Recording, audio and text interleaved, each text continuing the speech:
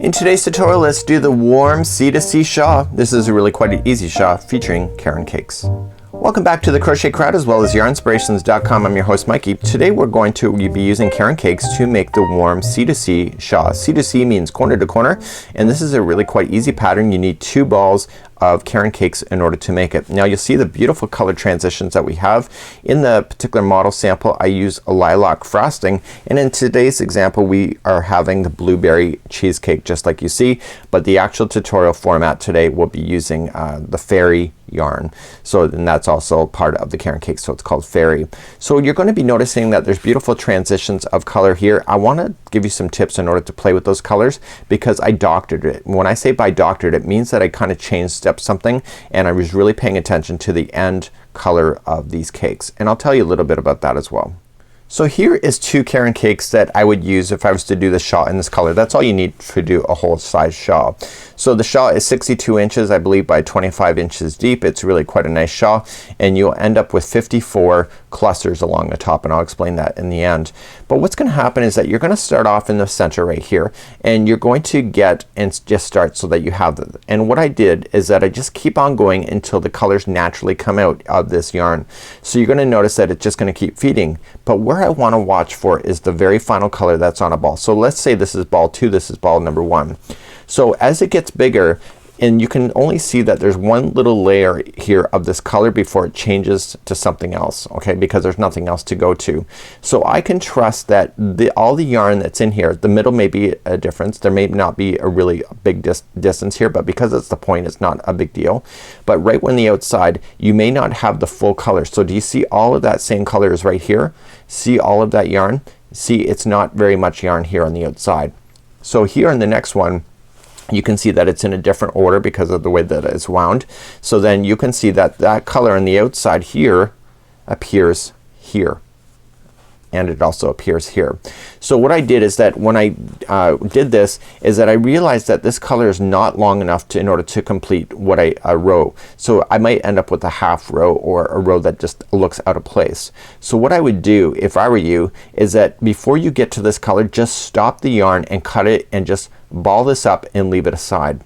Then when you go to ball number 2, just make sure that the first color here there's enough yarn there. If not, what I want you to do is just pull it out and just cut that out of the ball. It's not gonna be wasted. Listen. So what's gonna happen is that when you get to this color here, okay, what you're gonna do is that you're gonna cut the yarn and you're gonna finish using this color right here from this ball. So finish that and then bring this color back. So if you had to cut this one out here because it wasn't long enough, this darker blue, cut it out and then use it when it appears again in the ball, which is right here on the outside. So this is a great way to not be able to waste any yarn and being able to doctor the colors in the sense that you're purposely making it fall where you want it to and not necessarily when it's gonna fall naturally. The biggest mistake I would do with this is that this dark color is such an obvious color that if you only had a portion of that color here, you will end up with a line that goes halfway across your afghan and will stick out like a sore thumb. So you really want to kind of watch for these colors. Now this here, do you see all the distance, this yarn here? Now you saw that it transitions right here and there's the color. All of that same amount of yarn is in here, okay, before it changed to the last color here. Okay, so you got to trust in that. So every time you see that, so this amount of yarn here is the same amount that you see here. So the only difference is that when it goes to corner, if you have to doctor it, you just have to look and match the colors and just stop it and start. And I will show you that in the sample as well. And that's I've also mentioned it in the actual write-up as well. So without further ado, let's grab your 5.5 millimeter size eye crochet hook. Only need 2 balls today, and I'll show you how to do this quick and easy pattern. So we're gonna be starting on the back of the shawl, right at the very base, right above the buttocks area. That's the point. And so what's gonna happen is that it's gonna start off and then it's gonna get bigger as a triangle, like a corner to corner. It's very similar to corner to corner, but it is not the same. It's requiring clusters and not conventional corner to corner. You will use less yarn this way because of cluster work, and it's actually really quite fabulous. So let's begin. We're going to start off with a little bit of a longer tail here so that you can use a darning needle to hide that in at the end because it's right at the base. You want the base to be beautiful. Start off with a slip knot and remember that it never counts as 1. So to start this you need to chain 5. So 1, 2, 3, 4 and 5, and let's begin row number 1. So row number 1, we're gonna establish the first cluster, and this right where this tail is the base of the shawl. It's the very back point. So right in the very 5th chain, which is the starting one, I want you to do a cluster. So to do a cluster, we're gonna yarn over like this, and we're gonna go into that first chain like that.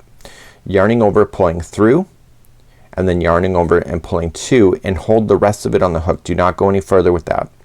So let's do another one of those into that same chain. So yarning over into that first chain, pull through 2, and hold, and do it one more time. So yarning over, going into the same one, pulling it through, pull through 2, and hold. You now have 4 loops on your hook. So now you're gonna yarn over and pull through all 4 loops, and now you're just gonna be done, because the fact is that there's no more blocks. So to finish a row, in every time you finish a row, regardless if it's this one or all the rest of them, you're always going to chain 2 and then double crochet back into that same space where the rest of the clusters are, and just double crochet. And that's row number 1. So that's what it appears like at this point. It looks like it's gonna be off center, but it's not. You gotta trust into it. So turn our work and let's go for row number 2. So every row always starts off the same from this point forward. So we're always gonna start off by chaining 4. 1, 2, 3, and 4. And coming into the same chain space, I want you to do another cluster. So yarning over, going into that same space, pull through 2, and hold. Yarning over, going into the same space, pull through 2, and hold. Do it one more time. So you always do it 3 times, just like that. You have 4 loops on your hook, yarning over it and pulling through all 4. So because this one is not on the edge, okay, they're always gonna be the same way in the middle between the edges. So you're just gonna chain 1 first to lock it, and then you look for the next chain space, which is right here, and you single crochet and you build another cluster. So to start another cluster is always gonna be chaining a 3. Okay, when it's in the middle, it's only in the end that it's chain 4, and then we just cluster into that same space. So I'm gonna speed up a little bit, so you just do your cluster work. Okay, there's your 4 loops on the hook, yarning over, pulling it through. So because this is the last block on here, the last one will always be chaining 2 and then double crocheting into that same space. That's how you finish. So let's turn our work and let's do another row. I'm gonna show you 2 more rows just to make sure you got it. So always starting a row is chaining of 4. 1, 2, 3, and 4. Coming into the same space right here, okay, you're going to cluster.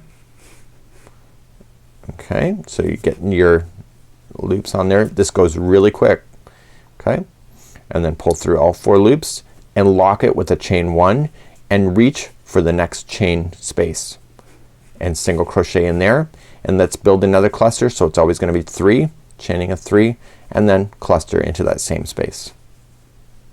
So for those that are familiar with corner to corner concept, you see it's very similar, and the only difference is that we're doing clusters instead. So pulling it through, lock it with the chain 1, and then come to the next chain space, which happens to be the last one of this row. So single crochet, let's build one. So we're gonna chain 3 next, and then coming into the same space for another cluster. So what are we gonna do? It's the very last one of the row. So in order to do it, pull through all 4, chain 2, that's the difference of that row, and then double crochet right into the same one. So you're noticing that a triangle formation is now happening. Let's turn our work and go for row number 4. So all the rows are the same. So for this particular example that you need 54 of these clusters going across, currently there's 3. 1, 2, and 3. So let's start again, chaining a 4 and cluster into that space right underneath. Okay, I'm gonna speed up. Then pulling through all 4 loops, lock it with a chain 1, then come into the next space, single crochet first, then chain 3, and then cluster into that same space. So every time you're doing this, it just gets bigger and bigger for you, right? It's kind of a neat process that way. So let's continue. So lock it, chain 1, come to the next chain space, single crochet, build up another one, chain 3 to start, and then cluster.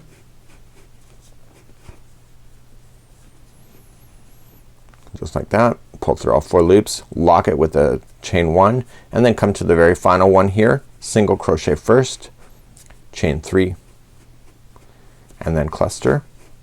Now this is the last one of this row, so what do you gotta do? Do you remember? Okay, you got your 4 loops, pull through, and then lock it. So you're gonna go 1 and 2, so chain 2 after that, and double crochet back into that same space. So you're gonna notice that this will get wider and wider, and with the Caron Cakes it'll change colors on its own. And just remember the doctoring of colors in order to get things to look consistent, and this will look absolutely amazing each and every time. So until next time, I'm Mikey on behalf of Yarnspirations as well as thecrochetcrowd.com. We'll see you again real soon. Bye bye.